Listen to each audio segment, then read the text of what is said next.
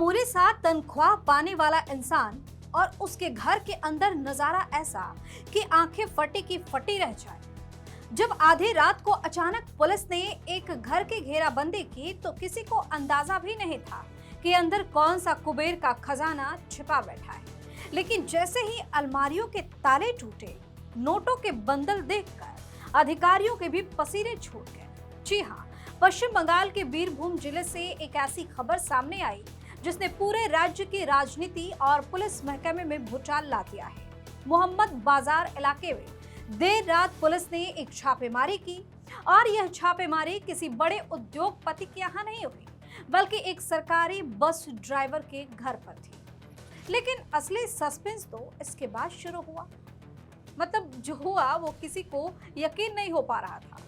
इस स्टोरी में आपको बताएंगे कैसे छापेमारी करने पहुंची पुलिस के होश उड़ गए और अब क्यों राज्य में ये छापेमारी चर्चा का विषय बनी।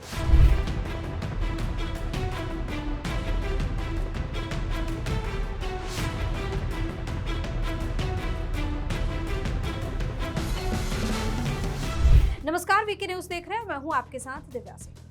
जब पुलिस की टीम देवचा इलाके में रहने वाले इस सरकारी बस ड्राइवर मीनार मंडल के घर में दाखिल हुई तो तलाशी सुबह तक चलती रही। घर के अंदर से इतनी नकदी मिली कि गिनती के लिए एक दो नहीं बल्कि पांच नोट गिनने वाली मशीनें मंगवानी पड़ी। नोटों के ढेर को जब्त करके ले जाने के लिए पुलिस को लोहे के बड़े बड़े ट्रंक और बक्से मंगवाने पड़ गए।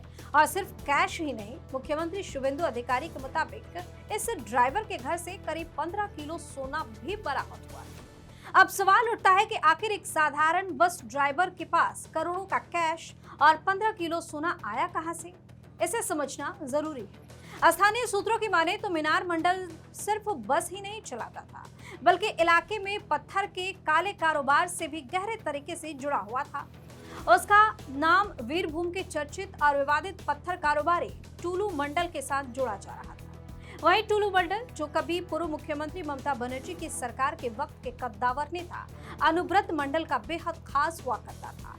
टूलू मंडल पर अवैध पत्थर खदान चलाने और मवेशी तस्करी तक के गंभीर आरोप लग चुके हैं और साल 2022 में ईडी भी उसके ठिकानों पर रेड मार चुकी है। हालांकि इस बरामद खजाने का सीधे तौर पर टूलू मंडल से क्या कनेक्शन है, इसकी जांच चल रही है। लेकिन इस कार्रवाई ने राज्य के सियासी पारे को 7वें आसमान पर जरूर पहुंचा दिया है। मामले पर कड़ा रुख अपनाते हुए मुख्यमंत्री शुवेंदु अधिकारी ने साफ चेतावनी दी है। उन्होंने कहा है कि भ्रष्टाचार के खिलाफ सरकार की जीरो टॉलरेंस नीति जारी रहेगी।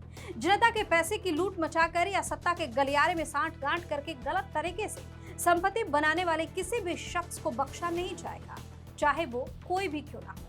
वहीं दूसरी तरफ बीजेपी के और भी नेता हैं जो इस पर बयान दे रहे हैं। सैंथिया से बीजेपी विधायक कृष्णकांत साहा का कहना है कि राज्य में सिंडिकेट राज और चोरी पर अब लगाम लग रही है और भ्रष्टाचार से जब्त किए गए इस सारे पैसे का इस्तेमाल जनता के हित में होना चाहिए।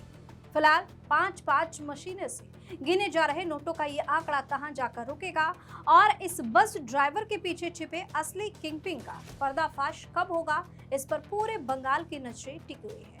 आपकी अपनी राय क्या है, कमेंट करके बताइए। चैनल को सब्सक्राइब कीजिए, वीडियो को लाइक और शेयर कीजिए। धन्यवाद। वीके न्यूज, राष्ट्र के नाम।